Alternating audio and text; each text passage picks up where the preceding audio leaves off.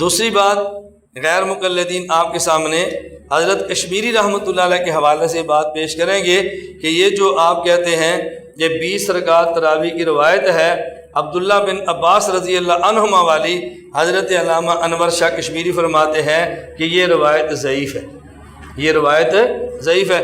تو تمہارے علامہ صاحب نے اس کو ضعیف مان لیا ہے، پھر تم اس کے پر عمل کرنے پہ زور کیوں دیتے ہو؟ جوابات تو کئی ہیں، لیکن فی الحال علامہ صاحب کا اپنا جواب سمجھ لیں۔ حضرت کشمیری رحمہ اللہ فرماتے ہیں کہ یہ جو 20 رکعت تراویح والی حدیث ہے یہ ضعیف ہے، لیکن ہمارے لیے نہ کہ حضرت عمر کے لیے، ہمارے لیے نہ کہ حضرت عمر کے لیے۔ حضرت عمر کے لیے 20 والی ضعیف نہیں ہے، ان کے لیے تو صحیح ہے کیونکہ وہ خود حضور کے مقتدی ہے نا، تو ضعیف بعد والوں کے لیے بنتی ہے، حضرت عمر کے لیے ضعیف نہیں بنتی۔ اس لیے علامہ صاحب کی آدھی بات نقل کریں گے تو مسئلہ اور نکلتا ہے، اور پوری بات نقل کریں تو مسئلہ بالکل ہی الگ نکلتا ہے۔ اللہ رب العزت ہمیں رمضان کا پورا روزہ رکھنے کی توفیق عطا فرمائے، اور اللہ رمضان کی پوری تراویح پڑھنے کی توفیق عطا فرمائے۔